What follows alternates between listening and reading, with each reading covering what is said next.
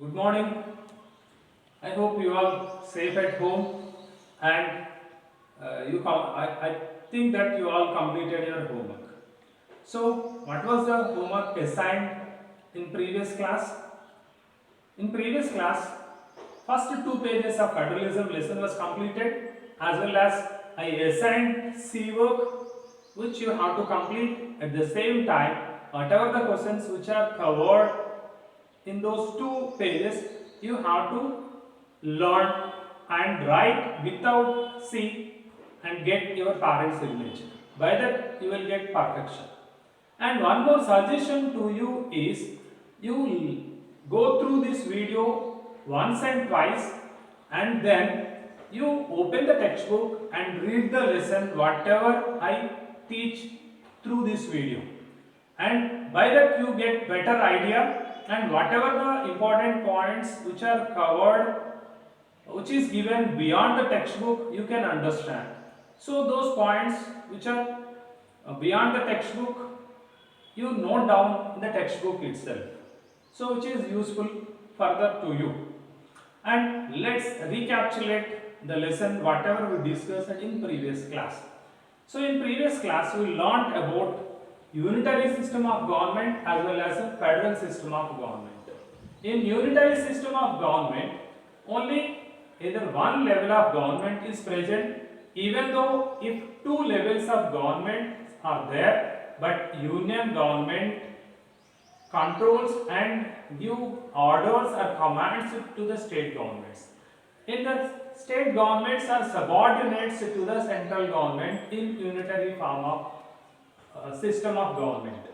But whereas federalism, we find two levels of government where these two levels of government distribute the power through the constitution. These two levels of government enjoy its own sovereignty through constitution. So in federalism, states are not subordinates to the center. And we learned about even some features of federalism. So what are the features of federalism? Two or more levels of government. In federalism, we find two or more levels of government. So these two levels of government govern the same people. That means the same citizens are governed by different levels of government, but these different levels of government have their own jurisdiction. They have their own jurisdiction. Jurisdiction is nothing but scope, the territory which belongs to the nation, which belongs to a particular state, and the matters which are related to legislative matters, administrative matters, or taxation. These are all categorically mentioned within the constitution. So the division of power are constitutionally noted down, that's why problem will not arise. And one more feature which we discussed in previous class, that some provisions of the constitution cannot be amended by one level of government without consent of other level of government. So which is the essential feature in federalism. If this feature is not there in federalism, naturally union government or central government may amend the constitution, by that it grab the powers of state governments. So that's why it is an important feature in federalism. And the source of income from both the levels of government are separate. That means both the levels of government have a different source of revenues. So in this way, financial economy is also there for central government as well as state government. And then the beauty in federalism is federalism promotes integrity of the country, at the same time it accommodates diversity.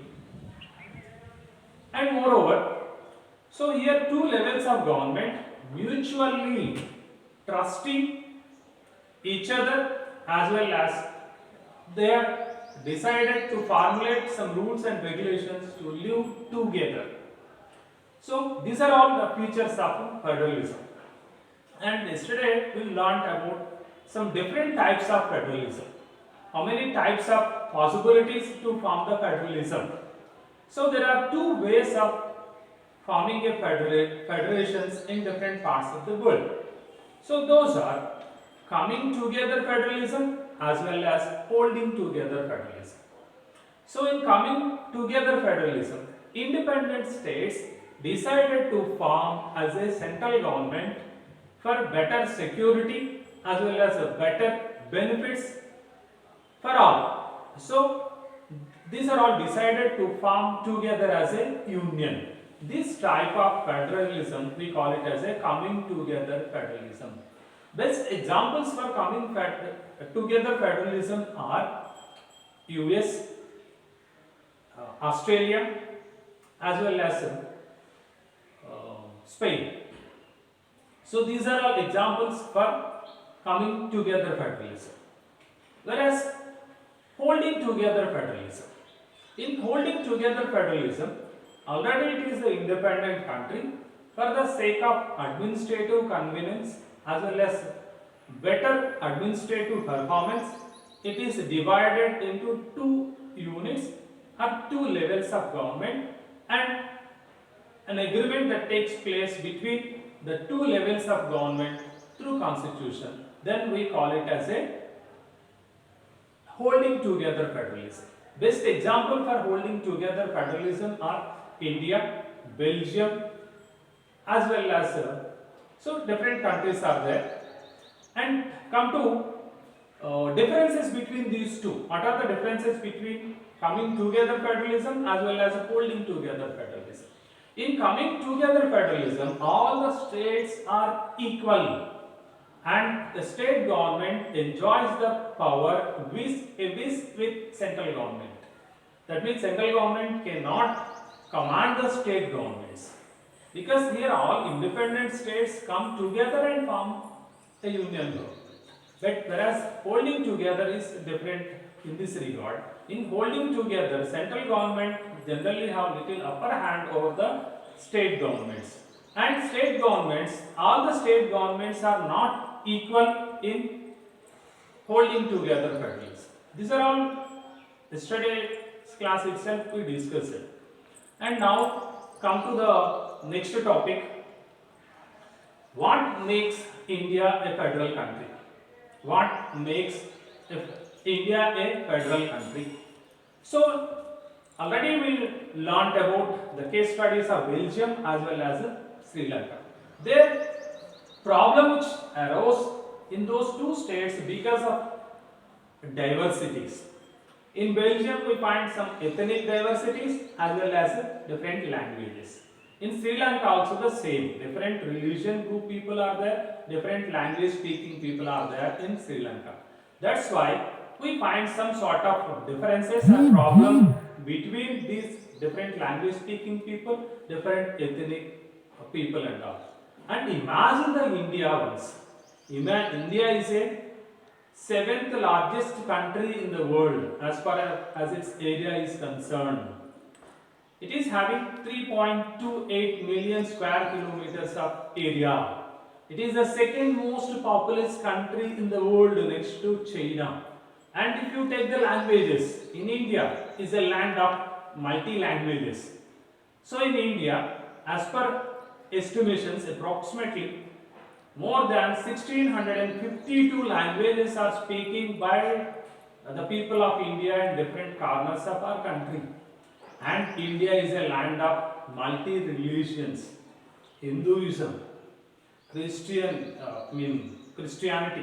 as well as Islam, Jainism, Buddhism.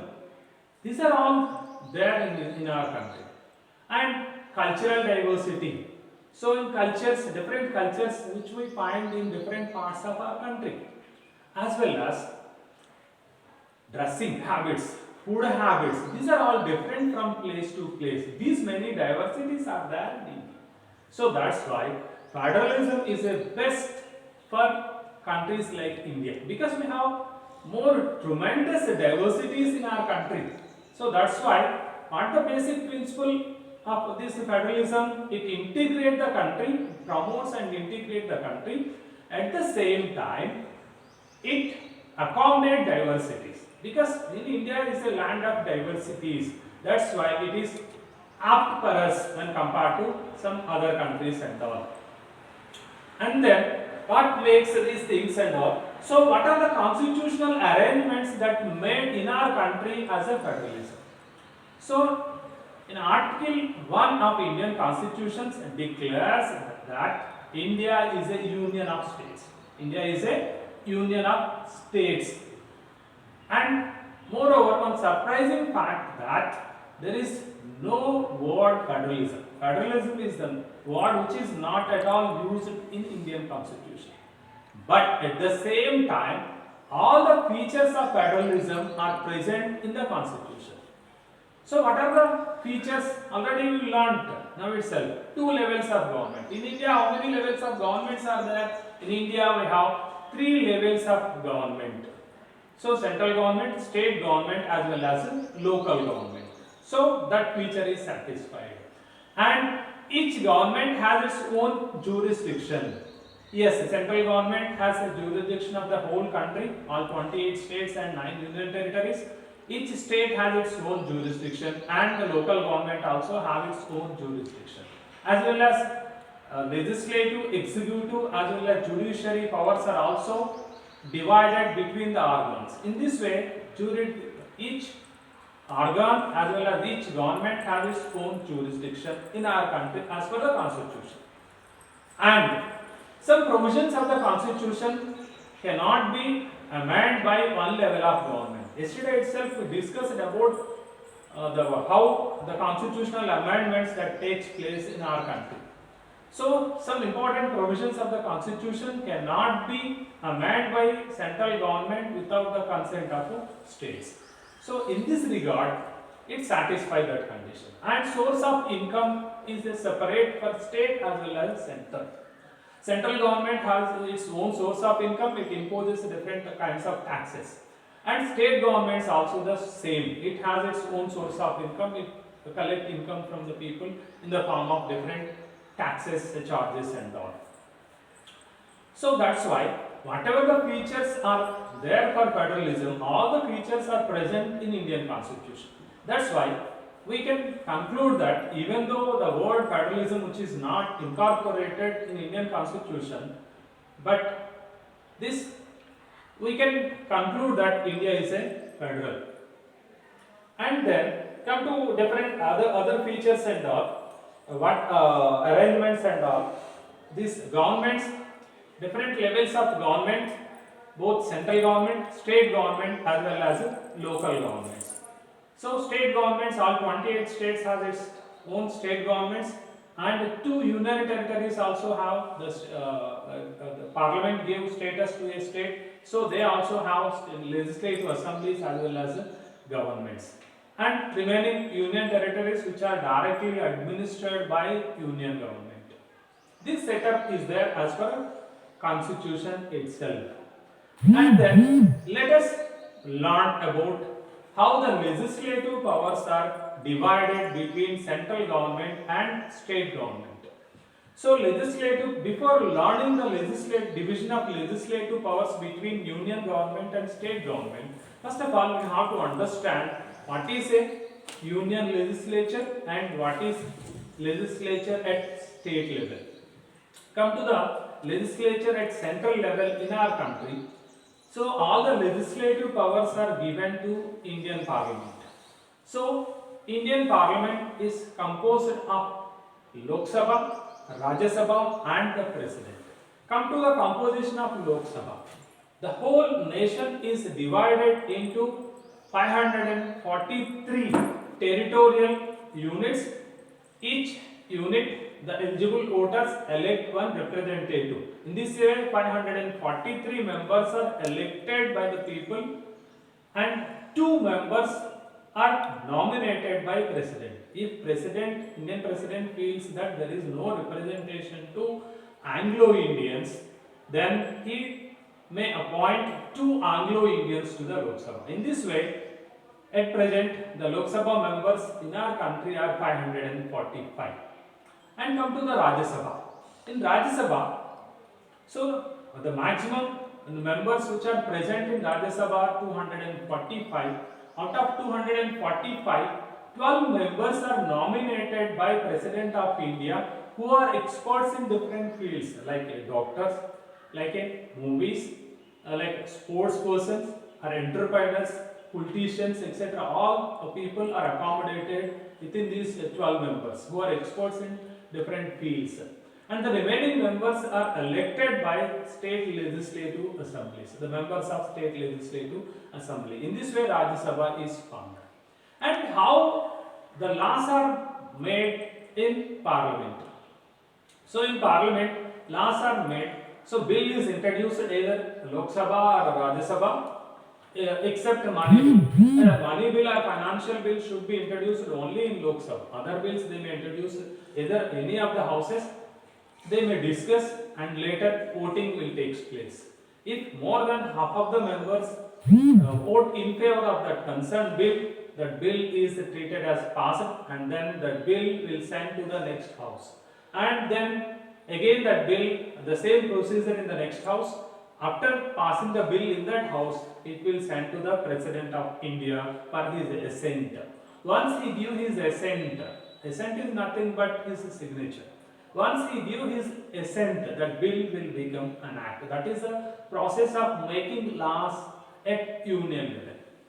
Whereas at state level, in state level making of the laws, we find some differences between states. Some states follow unicameral legislative system. Some states are following bicameral legislative system. What is the unicameral legislative system? In unicameral legislative system, only one house is present, that is the legislative assembly. So like Lok Sabha, the particular state is divided into territorial units.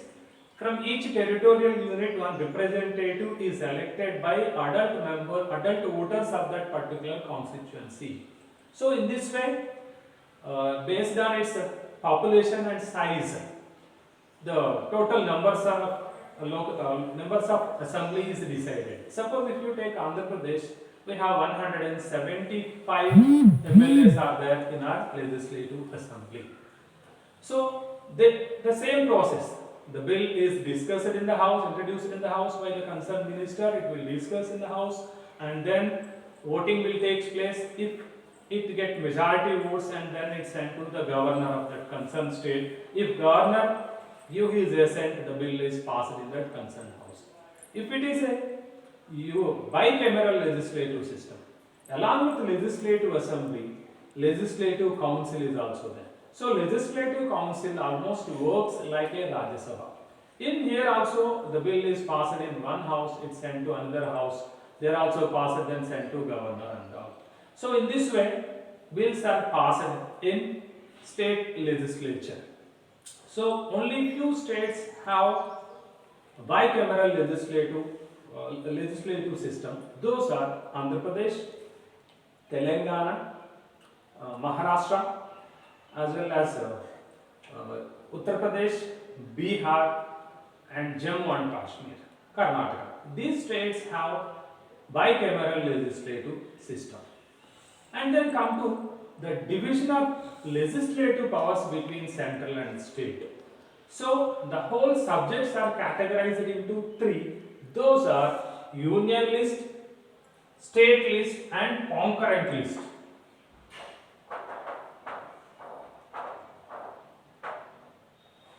Union list, state list, and concurrent list.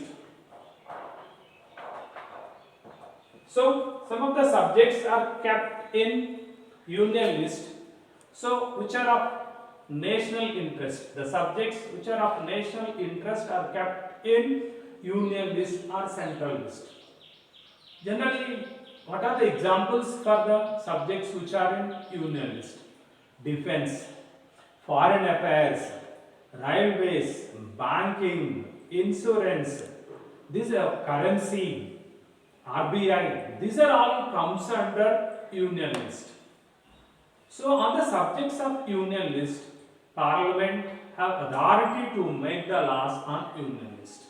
Altogether, 100 subjects are there in union list, but at present only 97 items or subjects are there in union list. So on these 97 subjects which are in union list, Parliament have power to make the laws. These laws are applicable to the whole country. So come to the state list.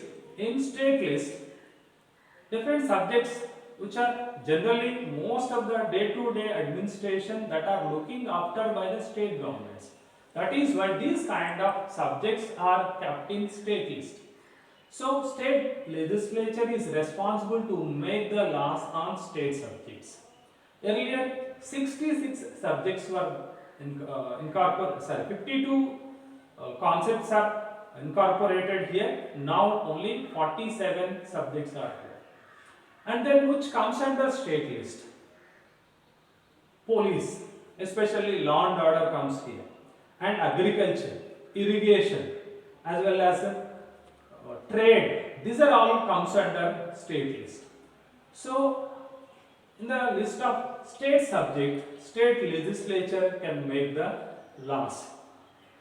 Under some extraordinary circumstances, union government, especially Parliament, also can make the laws on the subjects of state list. What are those extraordinary conditions? One, if country is in emergency, as per Article 352 of the Constitution, if national emergency is imposed, then Parliament can make the laws on state subjects also. And the second case, if in any state, if President rule is imposed under Article 356, then the necessary laws for the concerned state is also prepared by Indian Parliament.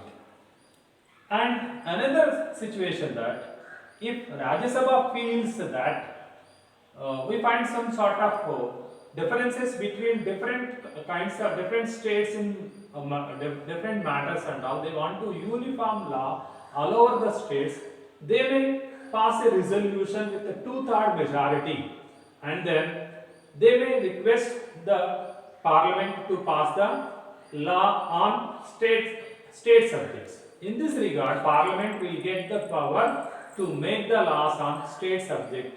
Such kind of laws will be implemented all over the country. So, under these some extraordinary circumstances, Parliament make the laws which are in state list. But in general cases, union government are, make the laws on union list. That means Parliament make the laws on union list and state legislature make the laws on state list. And what about the concurrent list? So come to the concurrent list. Concurrent list is nothing but joint list. So both the important subjects which are for union government as well as state government are kept in concurrent list. So on the subjects of concurrent list, both the central government can make the laws, at the same time state governments also can make the laws. And which subjects comes under concurrent list? IPC, Indian Penal Code, criminal procedure, marriage, divorce, adoption, succession, transfer of property. These are all kinds comes under, as well as education, forest. These are all comes under concurrent list. So, subjects from the concurrent list, both central government as well as state government can make the laws.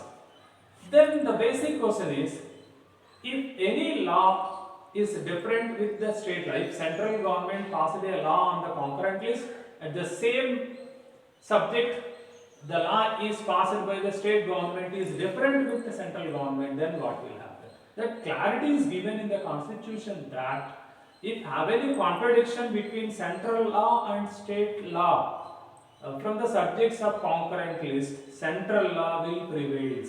That means central law will be valid or have an upper hand over state law. Central law will prevail. And the subjects which are not comes under these three lists. So concurrent list, uh, as well as the state list and union list. So some subjects may come after the formulation of our constitution. So these are categorized under the head residuary powers. For example, nowadays we are talking about software and all. This software was not there during the time of our constitution. That is why these kind of new subjects comes under the head of residuary powers. These residuary powers are given to the central government. That means Parliament has power to make the laws on residuary subjects. So in this way, legislative powers are divided between central government and state government. See once again, so subjects on legislative powers are divided under four heads. First one is union list, state list, concurrent list and residuary powers. So come to some sort of differences which we find within the states. You take as example of Jammu and Kashmir. The state of Jammu and Kashmir. First of all, why Jammu and Kashmir is enjoying with some special powers when compared to, or special status when compared to other states. So we have to know the history of Jammu and Kashmir. Jammu and Kashmir, when India got its independence, the Raja Hari Singh was the ruler of Jammu and Kashmir. At that time, he decided to continue as an independent kingdom. He don't want to join either Pakistan or India. So when Pakistan attacked on Jammu and Kashmir, he requested help from India to rescue from Pakistanis. So our army rescued Kashmir from Pakistan. Later, the Raja Hari Singh accepted to merge Kashmir with Indian Union. At the time, there was an agreement that took place between Hari Singh and our first Prime Minister Jawaharlal Nehru. That what we call it as a Delhi Agreement. As per this Delhi Agreement, Article 370 as well as Article 35A are incorporated in the Indian Constitution. As per Article 370, Jammu and Kashmir have special status. It has its own constitution, and many provisions of Indian Constitution can't applicable to the Jammu and Kashmir until it approved by the State Legislative Assembly of Jammu and Kashmir. And at the same time, the people who are in other states, they cannot buy the properties in Jammu and Kashmir. As per Article 35A, that protection is given to the citizens of Jammu and Kashmir. So, in this way, Jammu and Kashmir enjoys with a special status. In our textbook is prepared based on 2019-20 syllabus. That's why they gave like this. But now Jammu and Kashmir have no more special status. So in 2019 August, Indian Parliament revoked Article 370 as well as 35A. So in this way, Jammu and Kashmir is also became a normal part of India like any other states or union territories. And moreover, Jammu and Kashmir was turned into a union territory from state. Now Jammu and Kashmir was divided into two, Ladakh and Jammu and Kashmir, and these two became union territories. In this way, the special status which was enjoyed by Jammu and Kashmir from 1950 to 2019 comes to an end with the revoke of Article 370 as well as 35A. So this update is not given in the textbook because the textbook is printed earlier than this revoke of these articles and all. You have no doubt. And we come to the role of constitution as well as amendments and all. Already we know three procedures of constitutional amendment with simple majority, with the 2/3 majority in the parliament, as well as 2/3 majority, and then it must send to all state legislative assemblies, and more than 50% of state legislative assemblies should ratify. So division of power between central and state, the provisions related to the division of power between central and state is also comes under third category of the constitution. In this way, union government or parliament cannot amend the constitution without the consent of a majority of the states. In this way, constitutional protection is given to the states in India as per constitution. And as far as role of judiciary is concerned, any disputes which arise between central government and state government, naturally judiciary play a crucial role to resolve the issue. Any disputes which arise between different states as well as the states with central government, judiciary involved in it and it gives judgments. So in this way, in India, we have some good federal setup. And before coming to the going to the next concept, in the next page, the map is given. You go through once. In 1947, the political map of India in 1947. So in 1947, the political map. If you go through the political map of 1947, what is there? So India was divided into many provinces, and then you imagine the present political map of India. Now we have 28 states as well as 9 union territories. So come to the how the union territories are administered.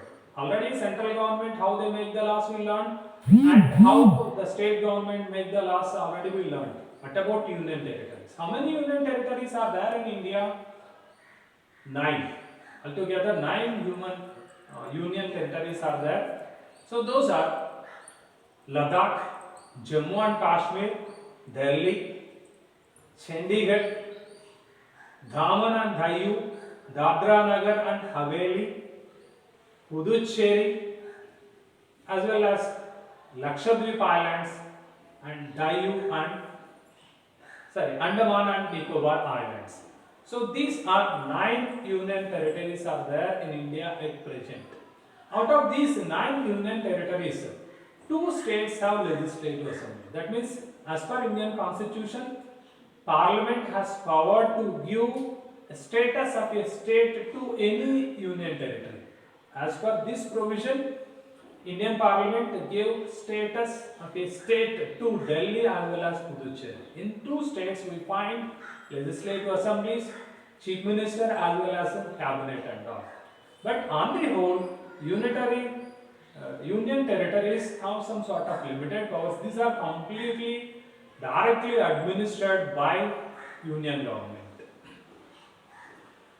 So I hope you all understood the concept. Today we learned about especially why federalism is necessary for India, because of diversity in all aspects, language, religion, different caste, different religions, customs, traditions, food habits, dress habits and all. So because of all these things we need federalism. That's why it is essential for us. And what provisions are there in Indian Constitution? Article 1 of Indian Constitution declares that India is a union of states. Even though the word federalism is not used in Indian Constitution, all the features of federalism are incorporated in the Indian Constitution.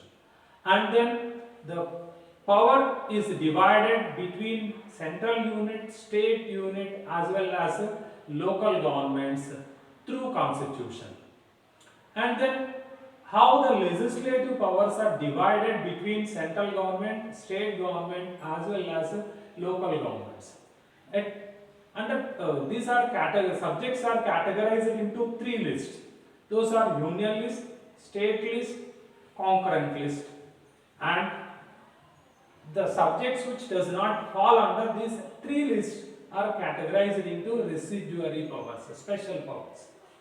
So union list, the subjects of national interest are kept under union list, So on the subjects of union list, the central government has power to make the laws. I mean parliament has power to make the laws. Examples already we discussed: defense, foreign affairs, as well as banking, insurance, LICs, etc. And state subjects, state list. Some subjects are kept in state list like police, agriculture, irrigation, etc. So state legislature make the laws. Under some extraordinary circumstances, parliament also can make the laws on state subject. And third one is concurrent list. The subjects which are in concurrent list, the laws can be made by union government as well as the state government. Both the governments can make the laws. Have any contradiction between the law made by parliament as well as any state legislative assembly, then the law which is passed by union government is supreme. And we discussed about special status and all. Special status not only to Jammu and Kashmir. Some special category status was given to 11 states. So what is a special category status? Special category status is related to economic concerns. And based on some conditions, union government may give special category status to any state on their economic viability. If it have its boundaries with other countries, if have any more hilly terrain or forest cover, based on these qualifications, union government may grant special category status to any state. Now, 11 states are enjoying with special category status. What are they? 7 northeastern states. Generally, we used to call it as 7 sister states. And one brother state is Sikkim. That means 7 sister states as well as Sikkim, 8. And 9th one is Uttarakhand, 10th one Himachal Pradesh, and 11th is Jammu and Kashmir. All these 11 states are enjoying with special category status. When Andhra Pradesh and Telangana was proposed to bifurcate, so Andhra is going to lose Hyderabad, especially revenue from Hyderabad. The revenue deficit will occur in Andhra Pradesh.